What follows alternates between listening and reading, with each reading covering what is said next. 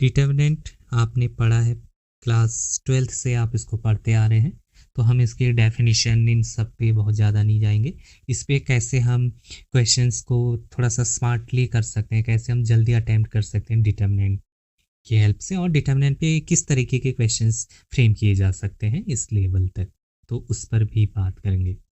So determinant एक square matrix का निकलता है। अगर आपके पास एक n क्रॉस n कोई स्क्वायर मैट्रिक्स है तो इसका जो डिटर्मिनेंट होता है, determinant of A, this is nothing but a special number, a scalar. ये मेरे पास कोई एक नंबर होता है जो किससे एसोसिएटेड होता है, एसोसिएटेड विद मैट्रिक्स ए। जो मैट्रिक्स है जिसका डिटर्मिनेंट निकाल लें उससे एसोसिएटेड एक नंबर होता है डिटर्मिनेंट, जो बहुत ही स्पेशल नंबर होता है, जो हमें मैट्रिक्स की बहुत सारी इंफॉर्मेशन प्रोवाइड करके देता है। तो डिटर्मिनेंट किसी मैट्रिक्स के लिए बहुत इंपॉर्टेंट कंसेप्ट है। सिमिलरली हमने देखा था जैसे ट्रेस किसी मैट्रिक्स का बड़ा इंपॉर्टेंट होता है, ऐसे डिटर्मिनेंट भी काफ़ी इंपॉर्टेंट रोल प्ले करता है। अभी हम जस्ट डिटर्मिनेंट के बारे में थोड़ा बहुत डिस्कस करते हैं। इससे आगे के पूरी लीनियर अलजेब्रा में हम बार बार डिटर्मिनेंट का यूज करेंगे, इसके इंपॉर्टेंस को समझेंगे। तो डिटर्मिनेंट किसी मैट्रिक्स का किस तरीके से निकाला जाता है सभी को आता है। हम इसमें एक थोड़ा सा एक शॉर्टकट मेथड को यूज कर सकते हैं, एक सारस रूल, या उसको एज अ शॉर्टकट ले सकते हो आप, उसको देख लीजिए। मेथड 2,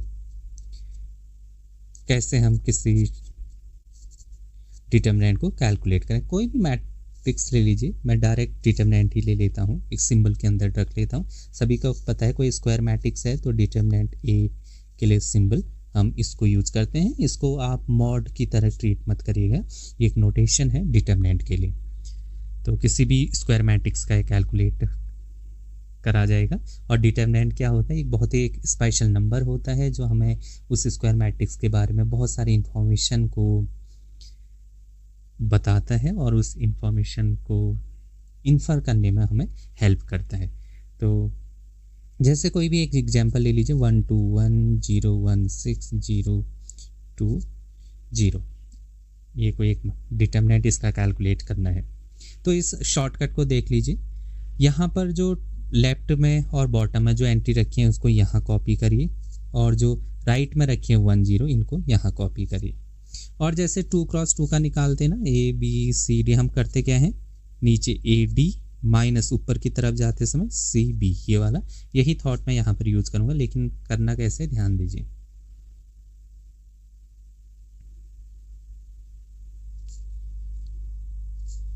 इन 3 का पेयर। तो जो फर्स्ट लाइन मैंने ये बनाई है, ये वाली लाइन, इनको प्रोडक्ट कर लीजिए 3 नंबर को, 1 × 0 × 2 0, प्लस ये जो सेकंड एरो लाइन बनाई है इसमें जो नंबर लाई करें इनको प्रोडक्ट करिए, -1 × 1 × 0 दैट इज 0, प्लस ये जो थर्ड बनाई है वो 1 है, -1 नहीं, आपने डैश लगाया था। ओके, कौन सा, ये वाला? Yes sir. ठीक है, तब भी 0 हो रहा है, 1 × 1 × 0 0, थर्ड वाला 2 × 6 × 0 दैट इज 0, माइनस। अब इसको आप ऊपर की तरफ ले जाइए, एक ये बना second and third, 0 × 0 × 2 first line में जो आ रहे हैं that is 0, plus 0 × 1 × 1 0, plus 2 × 6 × 1 that is 12। So final answer -12। आप जो एक्सपेंशन मेथड है उससे निकालेंगे तो इतना ही आ भी रहा होगा, चेक कर लीजिए एक बार, इतना ही आ रहा है। Yes sir. ठीक है, तो क्या याद रखेंगे, डिटर्मिनेंट निकालना है तो सबसे पहले इनको, इनकी कार्बन कॉपी यहाँ पर आएगी, नीचे को ये इस लाइन पे जो भी नंबर आएंगे सबका प्रोडक्ट, और फिर ऐड करेंगे माइनस, और ऊपर की तरफ जाते समय फिर प्रोडक्ट होगा। तो इस तरीके से हम कैलकुलेट कर सकते हैं अकॉर्डिंग टू सिचुएशन, जहाँ पर जिस तरीके का यूज होना होगा वो हमें पता चल जाएगा कि इस शॉर्टकट को लगाया जाए या नहीं लगाया जाए। इस तरीके के न्यूमेरिकल डेटा में आप लगा सकते हैं, लेकिन डिटर्मिनेंट में कई बार वेरिएबल टाइप का भी होता है, तो वहाँ पर कई बार आपसे प्रॉपर्टी के बेस पे चीज़ें पूछी जाती हैं, तो वहाँ पर प्रॉपर्टी का हम यूज करेंगे। ये एक आइडेंटिटी है, बी एन आइडेंटिटी, वेयर ये जो एक्सप्रेशन है लेफ्ट साइड में PQRSNT, ये क्या है, ये कांस्टेंट्स हैं, full stop, then the value of T is option A 1, option B -1, option C 0, option D none of these.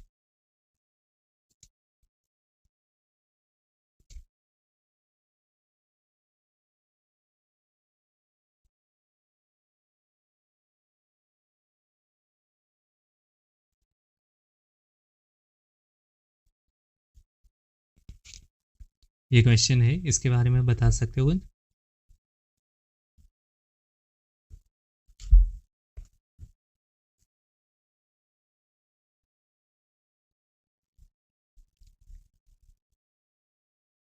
Answer क्या आएगा, मतलब दो क्वेश्चंस है आपके पास, दोनों में से किसी का आंसर दे सकते हो। पहली बात तो आंसर क्या है इस क्वेश्चन का, अगर इसको नहीं बताना चाह रहे हो तो ये बता सकते हो हाउ टू अप्रोच, हम ट्राई कैसे करेंगे इस क्वेश्चन को।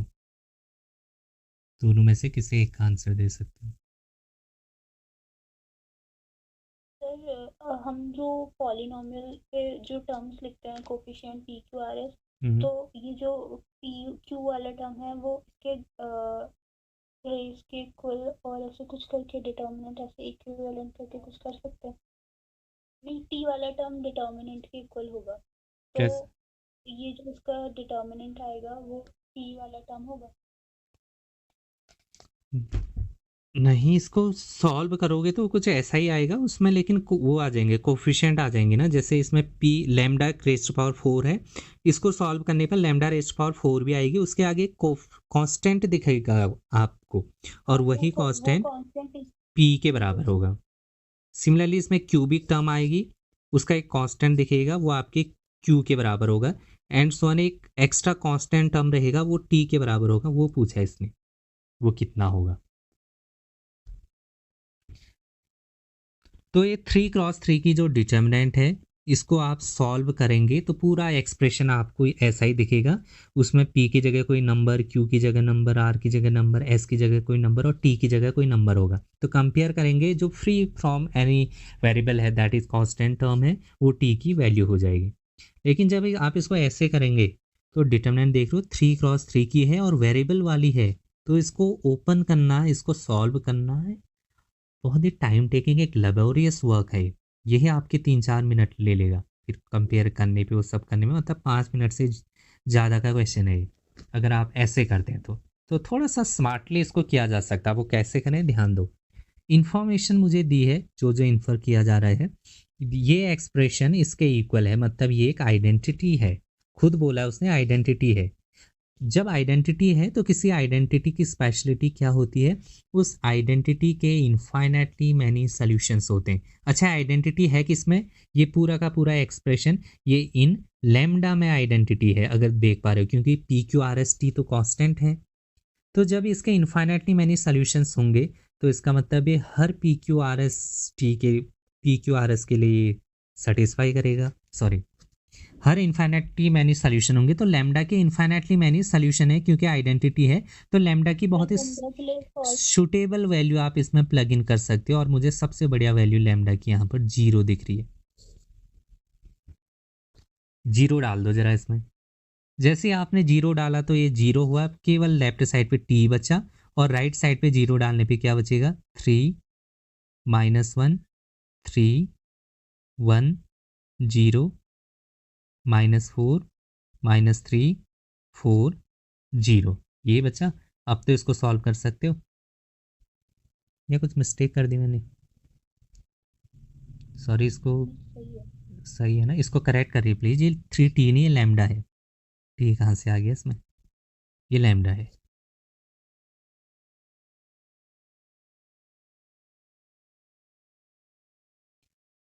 इसका आंसर 0 आ रहा होगा।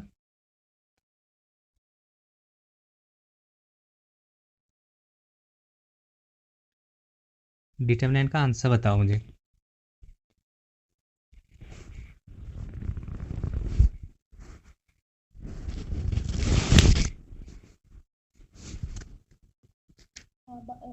जीरो आ रहा है सर, 0 आ रहा है और ना, -12। ठीक हो गया, ऑप्शन सी करेक्ट आंसर है। बाकी स्टूडेंट 0 आ रहा है डिटर्मिनेंट का answer?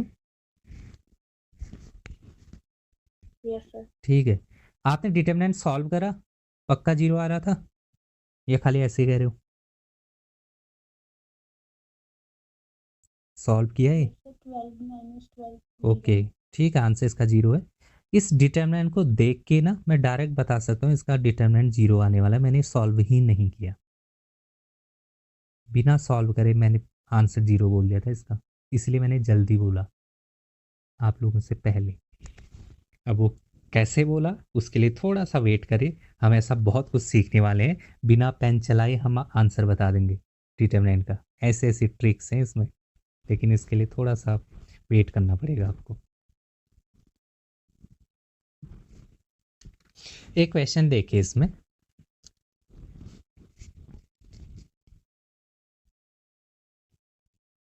Late a is equal to 1 0 0 0 1 22 0 1 by 7 pi full stop, then determinant of a is option A 0, option B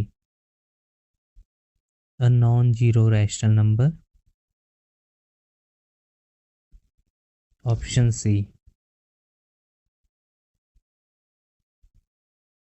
an irrational number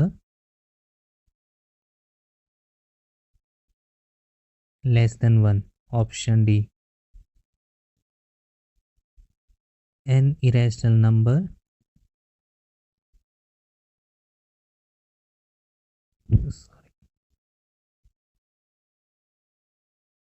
greater than 1। ये क्वेश्चन है, ये again पूछा गया है हैदराबाद यूनिवर्सिटी के एंट्रेंस एग्जाम में। आंसर रिपोर्ट करिए। an irrational number less than 1। Less than 1। जब आप इसका डिटर्मिनेंट निकालेंगे तो इसका डिटर्मिनेंट आ रहा होगा आपका पाई माइनस 22/7, ये आ रहा होगा। और पाई और 22 ये बिल्कुल इक्वल नहीं होते हैं, पहली बात 22/7 ये नहीं इक्वल होते हैं, अप्रॉक्सीमेट वैल्यू होती है। पाई और 22/7 में अगर आपको रिलेशन जानना हो तो ये रिलेशन होता है, पाई हमेशा 22/7 से लेस होता है। आपको कि हमने तो आज तक यही पढ़ा था इक्वल होते हैं, नहीं वो अप्रॉक्सीमेट वैल्यू है। अब देखो अगर ये छोटा है मतलब ये क्वांटिटी बड़ी है तो पाई में से कुछ क्वांटिटी बड़ी क्वांटिटी सब्ट्रैक्ट हो रही है, तो पक्की बात है इसकी जो वैल्यू है ये हमेशा 1 से छोटी मतलब नेगेटिव आएगी, क्योंकि बड़ी क्वांटिटी में से छोटी क्वांटिटी सब्ट्रैक्ट हो रही है। और नेगेटिव आएगी, कैसी आएगी?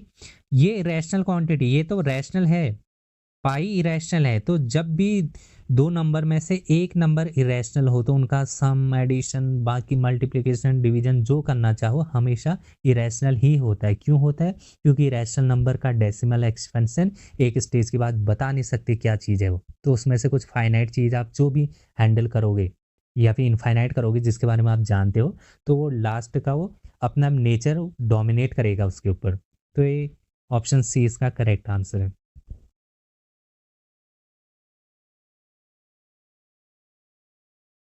इरेशनल नंबर के बारे में बहुत बातें करी हमने।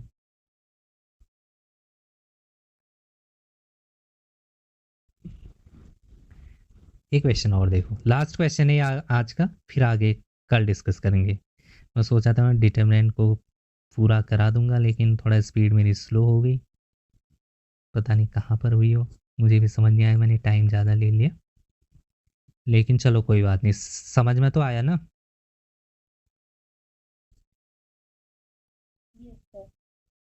ठीक है, कल कवर कर लेंगे हम उसको। देन विच ऑफ द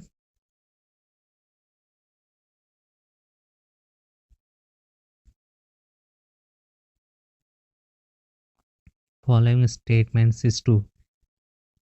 अच्छा, जो आप ये सीख रहे हो ना लीनियर अलजेब्रा में, जो मैट्रिक्स में जो आप यहाँ पर सीख रहे हो, इसके लिए ये मत सोचो कि यार इस कॉन्टेक्स्ट से क्वेश्चंस आएंगे या नहीं आएंगे एग्जाम, अगर नहीं आए तो हमने इतना पढ़ लिया, ये क्या फ़ायदा। मैं ये बता रहा हूँ, यहाँ से तो इतने वैरायटी ऑफ क्वेश्चन तो दिख ही रहे हैं, अगर नहीं भी आए ना, ये एज अ टूल आपको पूरे मैथमेटिक्स में काम आएंगे। ये टूल्स हैं, ये जल्दी से कैसे हम इन टूल्स को यूज करेंगे ये भी तो सीख रहे हैं हम आगे। तो आपकी बहुत सारे मैथमेटिक्स का कहीं और का क्वेश्चन होगा, ये टूल्स बीच में यूज हो रहे होंगे, तो आप इनके साथ कंफर्टेबल होंगे, आप थोड़ा सा सहज महसूस करेंगे और जल्दी से आंसर आप रिपोर्ट कर देंगे। तो इनके मल्टीपल फ़ायदे तो हैं ही, तो इस बार मौका मिल रहा है तो एक बार अच्छे से सीख लो इनको।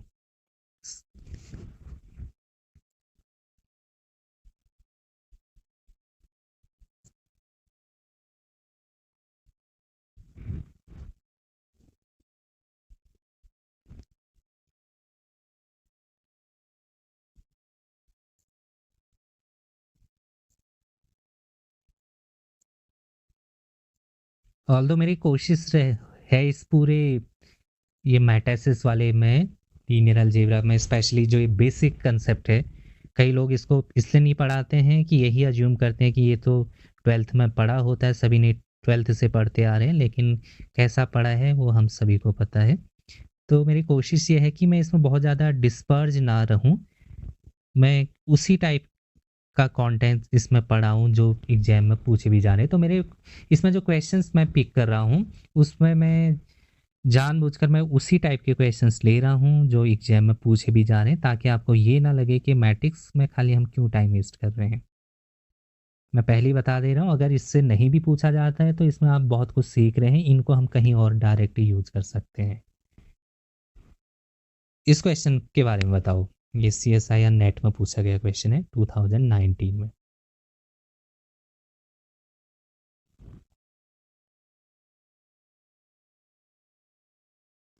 सर इसकी इक्वेशन आ रही है -t² - t+1, तो ये डिग्री 3 का तो पॉलिनॉमियल नहीं है, 2 डिग्री का है। और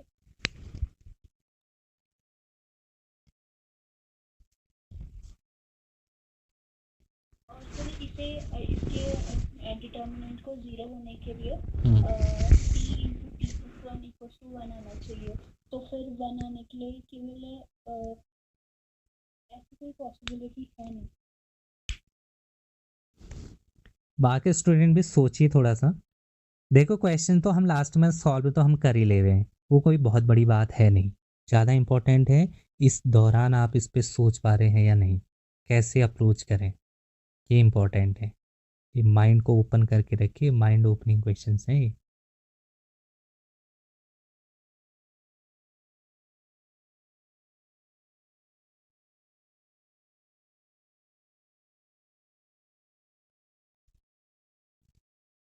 ये जो मैट्रिक्स दी है, अच्छा मैं कैसे सोचूंगा अगर मैं न्यू कमर हूँ, स्टार्टिंग मेरे सामने एक फ्रेश क्वेश्चन आ गया एग्जाम में, तो मैं कैसे सोचूंगा। अच्छा एक मैट्रिक्स दी है, उसका डिटर्मिनेंट के बारे में कमेंट करना है, तो डिटर्मिनेंट हम जानते हैं कि हमेशा एक नंबर होता है, अभी मैंने बोला मैट्रिक्स है, लेकिन उसने मैट्रिक्स वेरिएबल की फॉर्म में दी है, तो पक्की बात है डिटर्मिनेंट भी एक वेरिएबल की फॉर्म में आएगा, दैट इज टी के फॉर्म में कोई एक्सप्रेशन आएगा।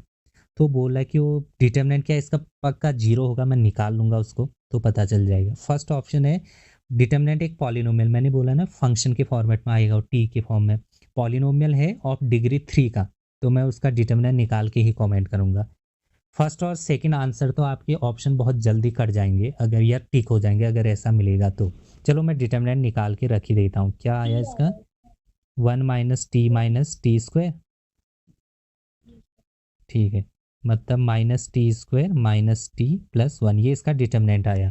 पहला ऑप्शन डिग्री 3 का है, नहीं क्वाड्रेटिक है तो कट गया है। क्या है 0 आ रहा है, तो टी वेरिएबल है, कुछ भी डाल दो, टी जरा 0 डालो, तो 0 दिया इसने, नहीं दिया। और वैसे भी 0 किसके लिए बोला हो, हर टी के लिए 0 आ रहा है, नहीं आ रहा है ना हर टी के लिए, टी को आप 0 डालो तो तब 0 दिया ही नहीं हो। ऑप्शन में उसने खुद बोला है हर टी के लिए, टी की कोई भी वैल्यू डालो सबके लिए 0 आना चाहिए, नहीं आया। मैंने कौन सा टी सिलेक्ट कर लिया, 0 के लिए, ये डिटर्मिनेंट 0 नहीं आया। अब थर्ड बोला है determinant is 0 for finitely many T, ऐसे टी फाइनाइटली मैनी डालने पर ही ये 0 देगा, ऐसा पॉसिबल है। एक क्वाड्रेटिक इक्वेशन है तो दो ही सॉरी होंगे सॉरी सॉरी, इसमें ऑप्शन है इसका infinitely many T, infinitely many T. Fourth option है determinant is 0 for exactly 2t। D correct होगा क्योंकि क्वाड्रेटिक इक्वेशन है तो 2 ही रूट्स आएंगे। तो 2 ही रूट्स आएंगे, हमेशा तो रूट्स कहीं पर भी जा सकते हो, रियल कॉम्प्लेक्स।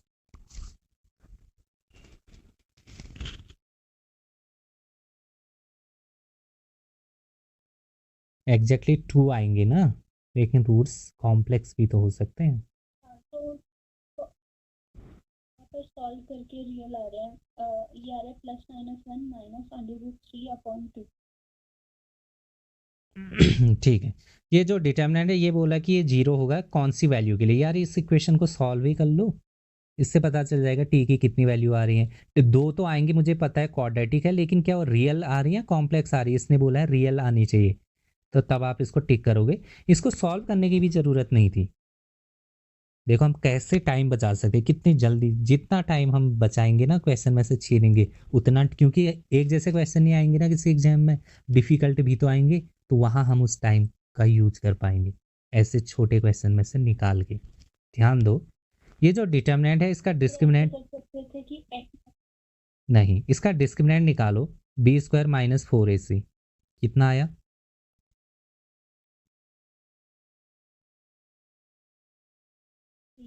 3 आया, मतलब पॉजिटिव आया। तो जब भी डिस्क्रिमिनेंट पॉजिटिव आता है तो रूट्स क्या होते हैं? पक्का रियल और डिस्टिंग होते हैं, और क्वाड्रेटिक है 2 ही रूट होंगे। Option D correct. सॉल्व भी नहीं करना पड़ा, हालांकि सॉल्व भी कर लोगे। ऑप्शन देख के ऐसे भी तो कर सकते सर, ऐसे भी तो कर सकते थे कि एट मोस्ट रूट 2 होंगे और वो 2 रियल में हो सकते हैं हाँ या हाँ, वो कॉम्प्लेक्स वहीं में हो से दिख सकते रहा हैं, है, तो उस हिसाब से वहीं से भी देखा। अगर कोई और ऑप्शन ये होता है, नन ऑफ दीज, फिर टफ हो जाता है, फिर डायरेक्ट नहीं कर सकते थे ऑप्शन। क्वेश्चन में मैं बार बार इस बात को बोलता हूँ, क्वेश्चन सेम रखा, हमने उसके ऑप्शंस के साथ थोड़ा सा छेड़छाड़ कर दिया, ऑप्शन बदल दिए, तो क्वेश्चन डिफिकल्ट हो जाता है। अगर ये ऑप्शन होता फिर पूरा मैनुअली सॉल्व करते तभी बता पाते ये सोल्यूशन करना था, लेकिन ये ऑप्शन नहीं है। 2 ऑप्शन रिजेक्ट कर दिए, थर्ड भी रिजेक्ट कर दोगे क्योंकि आ क्वाड्रेटिक रही है, इसके मैक्स टू मैक्स 2 रूट्स होंगे, इनफैक्ट एग्जैक्टली 2 होंगे, ये इन्फाइनाइटली मैनी बोल रहा है, ये गलत। 3 गलत कर दे, चौथा सॉल्व करने की जरूरत ही नहीं थी, अपने आप ठीक हो गया चौथा क्वेश्चन ऑप्शन, क्योंकि आपने 3 रिजेक्ट कर दिए हैं। इसको तो हम ऐसे ही करेंगे एग्जाम में, लेकिन मैं ये बता रहा हूँ अगर इस सी की जगह नन ऑफ दीज हो जाता तो फिर आपको श्योरिटी देनी पड़ती यहाँ पर, फिर आप ऐसे प्रोसीड करते। ये मैं इसलिए बता रहा हूँ क्योंकि अगली बार कोई ऐसा क्वेश्चन बने तो जरूरी नहीं यही ऑप्शन हो ना, ऑप्शंस के साथ छेड़खानी की जा सकती है। क्वेश्चंस का नेचर काफ़ी हद तक कंट्रोल में रख के, मेंटेन रख के ऑप्शन बदले जा सकते हैं, और ऑप्शन बदलते ही क्वेश्चन को अटेम्प्ट करने का स्टाइल भी बदल जाता है, वो थोड़ा सा डिफ़िकल्ट या ईजी भी हो जाता है। तो ये चीज़ थी, इसमें आसान था बेसिकली, खाली डिटर्मिनेंट के बेस पे कुछ और चीज़ें यहाँ पर पूछी जा रही है। तो डिटर्मिनेंट के साथ ऐसा बहुत कुछ किया जा सकता है, डिटर्मिनेंट और मैट्रिक्स के साथ। और डिटर्मिनेंट में तो ये वाला बहुत ही फेवरेट है, डिटर्मिनेंट के साथ जो एंट्रीज रखी जाए वहाँ पर वेरिएबल रख दिया जाए, और उस वेरिएबल को रखकर एक्सप्रेशन बन जाएगा, वो भी एक फंक्शन बन जाएगा, तो फिर आप रियल एनालिसिस घुसा दो उसके अंदर। तो ये काम बहुत किया जा सकता है, इनफैक्ट जहाँ जहाँ जो जो फंक्शन बनेंगे उनके साथ ये किया जा सकता है। डिटर्मिनेंट भी एक फंक्शन है, ट्रेस भी एक फंक्शन है, कॉन्टिन्यूस फंक्शन है। अच्छा, डिटर्मिनेंट कैसा फंक्शन है? डिटर्मिनेंट कैसे फंक्शन है देखो, एक ऐसी मशीन है जो आप इसके अंदर कोई एक मैट्रिक्स इनपुट प्लग इन करते हो MNR, और आउटपुट एक रियल नंबर मिलता है, एक ऐसी मशीन है। मशीन मतलब फंक्शन होने का मतलब इनपुट आउटपुट मिलेगा ना, तो इसमें डालोगे आप कोई मैट्रिसेस और आउटपुट मिलेगा रियल नंबर। ये एक पर्टिकुलर केस है, जनरल केस क्या हो जाएगा, ये एक मैट्रिक्स है, इसके अंदर एंट्री RX से आ जाएंगी, मतलब पॉलिनोमियल रिंग से आ जाएंगी, और यहाँ पर भी वो RX पे चला जाएगा, MRX एंट्रीज अब रिंग से आई, मतलब एंड अब आप डिटर्मिनेंट या मैट्रिक्स के अंदर कोई भी फंक्शन, कोई भी एक्सप्रेशन डाल दीजिए।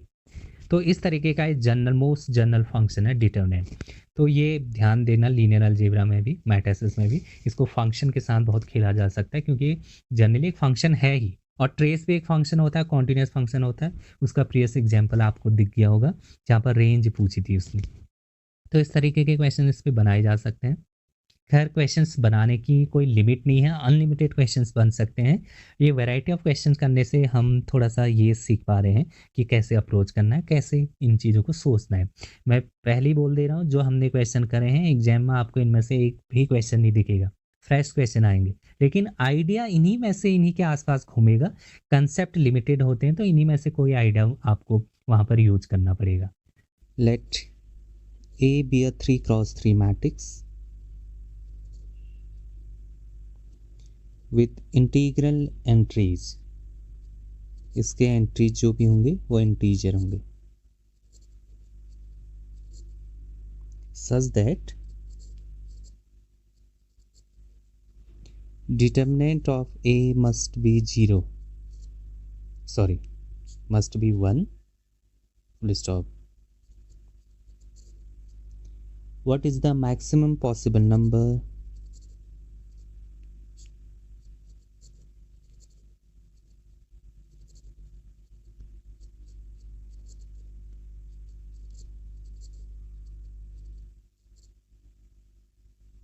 of entries of A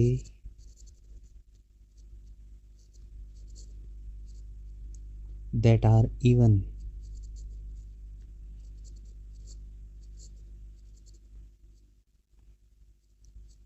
Two, option B 3, option C 6, option D 8.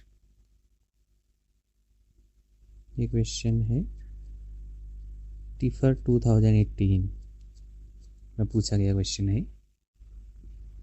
Question को पढ़िए अच्छे से। एक कोई 3x3 की मैट्रिक्स है जिसकी इंटीग्रल एंट्रीज हैं सच दैट उस मैट्रिक्स का डिटर्मिनेंट 1 है। सो पूछा जा रहा है कि what is the maximum possible numbers, कितने होंगे ऑफ एंट्रीज। डिटर्मिनेंट में पहली बात तो 3x3 की है तो टोटल आपके पास 9 एंट्रीज होंगे। कितना क्लियर है? इंटीग्रल एंट्रीज हैं तो ये भी माइंड में रखिए। और पूछा जा रहा है कि total number of possible even entries क्या हो सच दैट उसका डिटर्मिनेंट भी 1 होना चाहिए। तो क्या क्या मैक्सिमम कितने आप इवन एंट्रीज रख सकें किसी मैट्रिक्स में सच दैट उसका डिटर्मिनेंट 1 हो, तो सोच सकते हो। आसान सा क्वेश्चन है वैसे हो। डिटर्मिनेंट 1 भी रखना है आपको 3x3 मैट्रिक्स का और पॉसिबल मैक्सिमम पॉसिबल एंट्रीज को इवन भी करना है।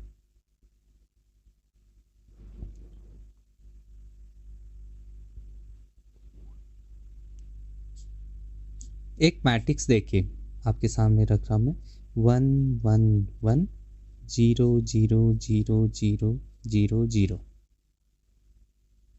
इस मैट्रिक्स का डिटर्मिनेंट क्या है?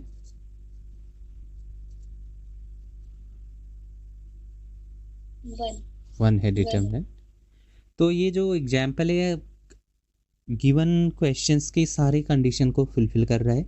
इसके एंट्रीज जो भी है मैट्रिक्स के इंटीग्रल भी हैं सच दैट इसका डिटर्मिनेंट 1 भी है।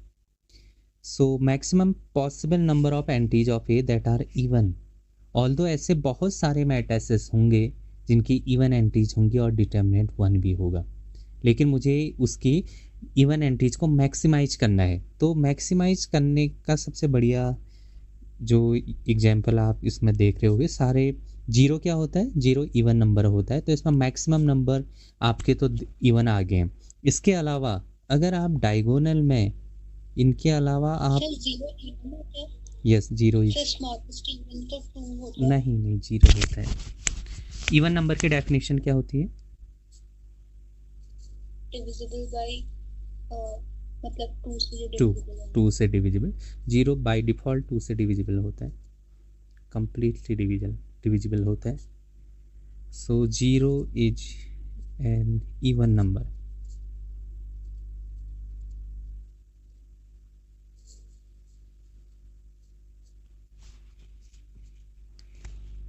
याद रखिएगा इसको। इसके डायगोनल में आप अगर जीरो रख दें या फिर कोई भी और इवन नंबर रख दें, जीरो ही जरूरी नहीं, आपको इवन नंबर रखने हैं, फिर इसका डिटर्मिनेंट 1 नहीं हो पाएगा। नोटिस कर पा रहे हो? इसका डिटर्मिनेंट फिर 1 नहीं होना है। तो इसलिए डिटर्मिनेंट 1 भी रखना है आपको, 1 भी करना है और maximum number of even entries. तो ये सुटेबल एग्जाम्पल ए दिख रहा है आपको। इसके अलावा और पॉसिबल नहीं है। सो इवन एंटीज काउंट करिए 1 2 3 4 5 6, option C is the correct answer.